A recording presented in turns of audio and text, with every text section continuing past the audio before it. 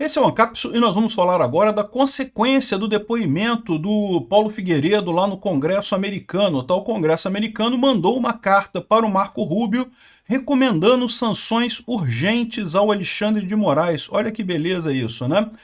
As sanções vão vir agora, vão demorar, quando é que vai ser, a gente não sabe, mas foi um passo importante, porque lembra, o governo americano, a gente sabe que já está estudando essas sanções contra o Alexandre de Moraes por uma série de motivos, né? Mas agora você tem mais o peso de uma requisição formal do Congresso pedindo esse tipo de ação contra o Alexandre de Moraes. Vamos entender o que é isso daqui, qual foi a carta, qual foi o ministro e o que pode acontecer a partir daqui, né? Essa notícia foi sugerida por Carteiro, que extraviou a minuta do golpe, Xandão Potter e a Ordem Ilegal e várias outras pessoas. Obrigado aí ao pessoal que sugeriu notícias lá no nosso site, no visãolibertaria.com, e obrigado a você que está assistindo o nosso vídeo. Se você gosta do nosso conteúdo, por favor, deixe o seu like e se inscreva aqui no canal, né? Pois bem, lembrando para vocês que a gente já falou aqui sobre a possibilidade do Alexandre de Moraes ser colocado na Lei Magnitsky, já explicamos o que é a Lei Magnitsky e já falamos também que trata-se de uma decisão exclusiva do Trump, tá? Não tem nenhum, ele não tem que consultar ninguém, ele não tem que fazer nada. Ele pode tomar decisão a qualquer momento. Porém, é verdade que essa decisão é uma decisão bastante séria. Então, colocar alguém na Lei Magnitsky, o Trump precisa estar bem embasado nisso daí, né? Ele tem que ter muitos elementos para poder, evidentemente, colocar a pessoa na Lei Magnitsky. A Lei Magnitsky ela foi feita para os Estados Unidos sancionarem pessoas que violam os direitos humanos. Então, quando você tem uma pessoa, qualquer pessoa, juiz, governante, político, que está abusando ou atacando direitos humanos em outros países, os Estados Unidos pode retaliar, pode colocar sanções através da Lei Magnitsky. A gente já explicou aqui que a Lei Magnitsky é bastante pesada, né? Porque é lógico, os Estados Unidos só podem dar ordem dentro dos próprios Estados Unidos, não pode dar ordem no Brasil. Então, em princípio, nada acontece aqui no Brasil. Mas, por exemplo, você tem a situação que qualquer banco que faça negócio com os Estados Unidos tem que adotar os princípios da Lei Magnitsky. Portanto, os bancos nacionais, todos eles fazem isso. Então, nessa hipótese do Alexandre de Moraes ser colocado na Lei Magnitsky, os bancos nacionais vão ficar com um problema, porque eles vão ter que cancelar a conta do Alexandre de Moraes aqui no Brasil, e se mantiverem a conta aqui do Alexandre de Moraes aqui no Brasil, vão ter que cancelar a cooperação com bancos americanos, o que seria um prejuízo enorme para os bancos brasileiros no final das contas, né? Então, a gente já explicou, existe um processo já lá em Magnitsky, basta o Trump querer, tá? A decisão é do Trump, mas é lógico, ele não vai tomar essa decisão sem ter um embasamento muito grande. Já existe, a gente sabe que 4 ministérios americanos têm grupos de trabalho que estão levantando, fazendo os levantamentos adequados sobre essa lei Magnitsky no Alexandre de Moraes. E agora a gente tem mais um elemento, porque, como eu falei, o Trump precisa ter um embasamento muito forte para aplicar essa lei. Ele não pode começar a aplicar essa lei de forma leviana, né? Então, você ter uma carta do Congresso americano recomendando, pedindo que ele faça esse tipo de coisa, é mais uma peça aí nesse quebra-cabeça, é mais uma coisa que ajuda o embasamento do Trump para emitir essa ordem, né? Então, o que aconteceu nos últimos dias, né? O Paulo Figueiredo foi chamado na Comissão de Direitos Humanos lá da Câmara dos Deputados americana, né, para a House of Representatives, falou muito bem lá, explicou o problema todo, a censura do Alexandre de Moraes, a perseguição que ele está fazendo contra as pessoas aqui no Brasil, e inclusive essa comissão é uma comissão democrata, tá? A Comissão de Direitos Humanos é uma comissão democrata, mas tem membros tanto dos democratas quanto dos republicanos, mas o caso ficou muito claro ali, o problema ficou muito claro da perseguição contra o Brasil lá nos Estados Unidos, né? E aí o resultado disso é que o congressista Christopher Smith, que é o presidente da Comissão de Direitos Humanos do Congresso dos Estados Unidos, enviou uma carta para o secretário Marco Rubio, pedindo a imposição urgente de sanções contra o ministro Alexandre de Moraes do STF. Smith, que é o congressista mais antigo dos Estados Unidos, em exercício e colega de partido do Rubio, ocupa uma posição de destaque na Comissão de Direitos Humanos e tem peso político significativo nas decisões sobre política externa americana. Então, o Christopher Smith, ele não é o presidente da Comissão de Direitos Humanos, tá? Mas ele faz parte dessa comissão e é um cargo importante ali.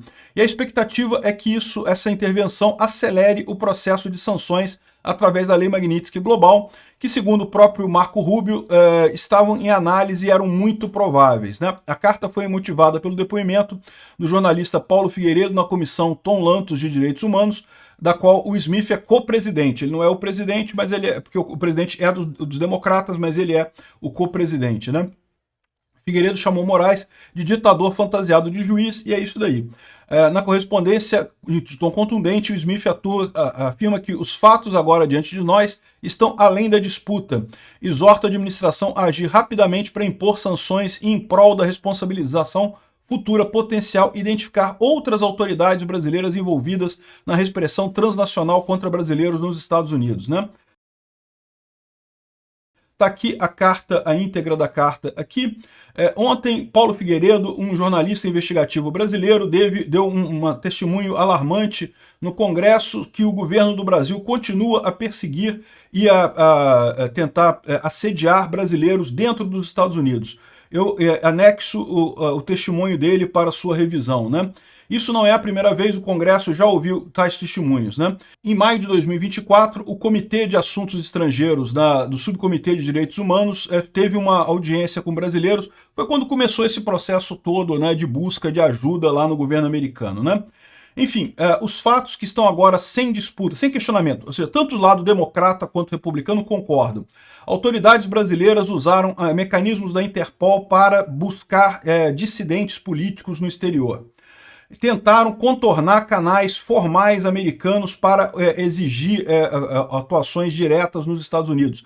Aqui ele está se referindo, evidentemente, ao caso da Rumble e da Trump Social, que foram solicitadas a dar informações sobre americanos sem ter a carta rogatória, sem ter o mecanismo formal para esse tipo de requisição, né? Eles agora compeliram e coagiram companhias americanas a restringir a liberdade de expressão. É o mesmo caso, né? E eles tentaram aplicar ordens judiciais para suprimir a expressão política protegida pela Constituição brasileira. Ou seja, o que eles estão colocando aqui são os absurdos feitos pelo Alexandre de Moraes e exigindo sanções do governo americano, né? Bom, vão vir as sanções? Eu acho que vem. Quando é que vão vir? Eu não sei. O que eu imagino que está acontecendo é o governo americano, porque, veja, isso não tem nada a ver com o caso do Bolsonaro, tá? Em tese, isso aqui tem a ver com a censura, com a tentativa do STF de censurar o Brasil. E pode ser que os americanos estejam esperando justamente o resultado da ação da censura que está correndo no STF para conseguir medir exatamente até onde vai isso. Eles têm a expectativa de que o STF tome uma posição que acabe invalidando todas essas demandas do Alexandre de Moraes absurdas. Pode ser que o próprio STF consiga desmontar essa perseguição do Alexandre de Moraes na decisão disso daqui. É o que eles provavelmente estão esperando. Se não tiver isso, se a decisão for realmente por censura, como tudo indica que vai ser, tá? Tudo indica que vai ser a decisão por censura mesmo, eles devem seguir com isso daqui. Como eu falei, aqui ó, teve um cara aqui perguntando sobre como é que funciona isso daqui, não sei o que lá, mas o Grok não conseguiu responder muito bem a coisa aqui, mas eu explico para ele aqui. A decisão é apenas do Trump. Se o Trump quiser acordar amanhã e assinar a lei Magnitsky do Alexandre de Moraes, ele pode fazer isso. Né? A questão toda é que isso, de novo, não é uma coisa simples, não é uma coisa que seja feita levianamente. Ele quer estar bastante embasado para tomar essa decisão. Essa é a questão. E nesse sentido que essa carta do congressista ajuda, porque mostra que o Congresso avaliou aqui e a gente está de acordo, tem que botar Magnitsky nesse cara mesmo, né? O cara pergunta, mas qual o trâmite jurídico? O secretário americano pode decidir monocraticamente, tem que passar por alguma votação no Congresso? Não, não tem nada disso. O Trump assina, acabou, já está lá, né? O processo para sanções da Lei Magnitsky envolve coleta de informações, recomendação do Departamento de Estado, aprovação presidencial sem necessidade de votação no Congresso. Ou seja, basta o Departamento de Estado, que é do Marco Rubio, recomendar que coloque na Lei Magnitsky e o Trump aprovar. Então é só isso. Na verdade, em última análise, como o Departamento de Estado é do próprio Trump, né, basta o Trump querer, né? As consequências incluem proibição de visto, congelamento de ativos nos Estados Unidos e restrição de transações com americanos. Contas no Brasil não são diretamente afetadas, mas transações internacionais via sistema financeiro dos Estados Unidos podem ser impactadas. Indiretamente podem haver tensões diplomáticas e danos à reputação. Isso é o ponto que eu falo para vocês, né? Isso é um ponto que é muito importante, muita gente não percebe a importância disso, até do fato de que o Alexandre de Moraes já teve o visto cancelado, então o Alexandre de Moraes não pode mais ir nos Estados Unidos. Mas qual que é a história disso daí? O mais importante dessa história, mesmo que ele fale assim, mas eu nunca quis ver o Mickey mesmo, não me interessa ver o Pateta, não quero ir para os Estados Unidos. A questão toda é que isso daqui é uma chancela da posição contrária, ou seja, está dizendo que ele está errado, está deixando claro que o governo americano considera que o Alexandre de Moraes está errado. E isso é importante porque lembra que toda essa briga que o Alexandre de Moraes está fazendo não tem nada a ver com direito, né? Direito já morreu há muito tempo nesse processo do, entre aspas, golpe do Bolsonaro e mesmo no caso da censura às Big Techs, né? O que eles estão fazendo ali é uma coisa meio desesperada, uma tentativa desesperada de fazer política usando o STF. E a política só vai ter efeito se de fato conseguir convencer as pessoas que foi uma punição justa. O que eles não estão conseguindo e fica mais difícil com essa sanção americana, né? Aí o cara ainda tenta manter. Quantas vezes essa lei foi aplicada contra ministros ou juízes de países fora dos Estados Unidos, né? E aqui o Grok coloca aqui vários casos de ministros e juízes que foram sancionados pela lei Magnitsky, e eu acrescentaria os juízes do Tribunal Penal Internacional, que eles não foi exatamente a lei Magnitsky, tá? O Trump fez uma outra lei específica para o Tribunal Penal Internacional, mas é muito similar à lei Magnitsky e também foi aplicada a esses juízes lá no Tribunal Penal Internacional, né? Então tem juízes aqui, juízes turcos, juízes da Rússia, juízes húngaros, um monte de coisa. As sanções são raras, reservadas para casos graves e causam tensões diplomáticas. Mas elas existem. E é um caso, né? Ou seja, o Alexandre de Moraes está mais do que claramente rasgando essa corda da normalidade democrática no Brasil. Eu diria que a última chance que o STF tem para tentar uma saída razoável nisso daí é no processo da censura agora, decretar como ilegais todas as ações do Alexandre de Moraes no sentido de censurar perfis e esse tipo de coisa, e definir, né, a alteração que eles querem fazer lá no Marco Civil da Internet, que é um absurdo por si só, definir uma posição pró-liberdade de expressão. Eu não tenho essa esperança. Eu acho que eles não vão fazer isso, mas eu acredito que essa é a última expectativa que os americanos estão esperando para impor esse tipo de coisa.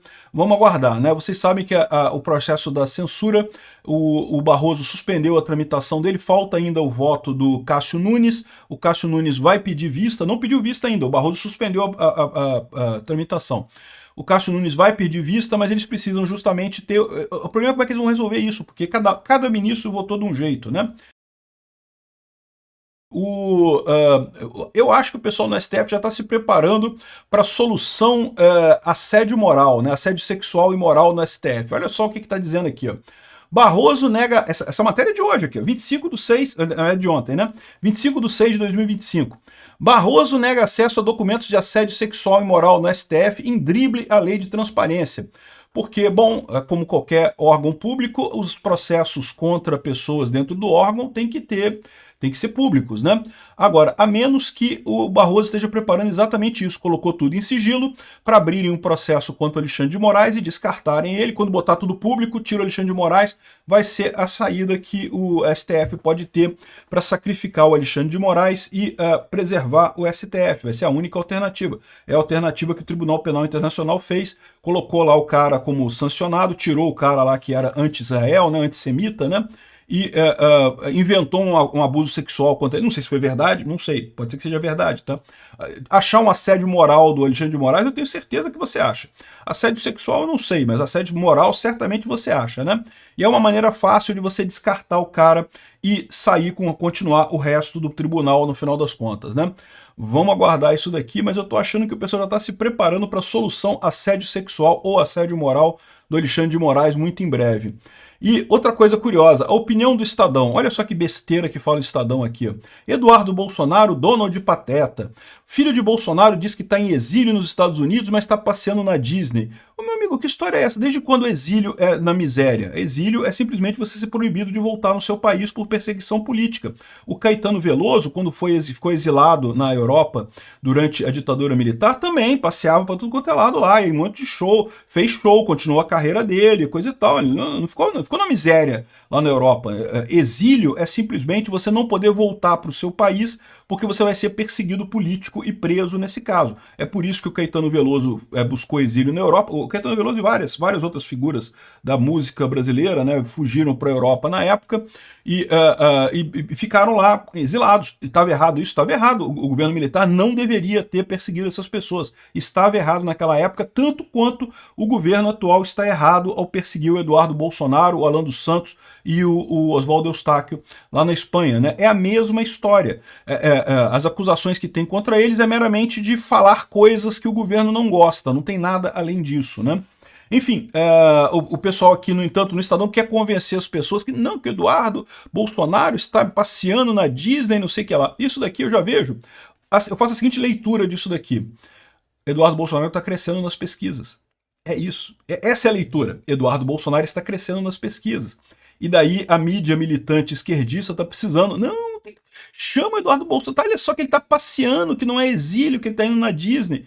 Meu amigo, exílio, você pode viver bem no exílio. Aliás, diga-se de passagem, a corrupta do Peru lá, a bandida corrupta do Peru, que o Lula deu asilo agora, está morando numa mansão lá em São Paulo. Tem dinheiro, comprou uma mansão lá e está morando bem. O exílio não quer dizer que você fique mal, no final das contas, né? Com a diferença marcante que ela, de fato, foi condenada pela justiça por um crime real, por corrupção. Não é apenas por falar alguma coisa, né, que o governo não gosta, né? Enfim, estamos ansiosos para ver aí os próximos passos dessa brincadeira. Obrigado por assistir o vídeo até o final. Além de curtir, compartilhar e se inscrever no canal, considere se tornar patrocinador com valores a partir de R$ 1,99. Clique no botão Seja Membro abaixo para saber as condições e vantagens de patrocinar o canal. Mais informações sobre o nosso projeto, visite nossos sites indicados na tela.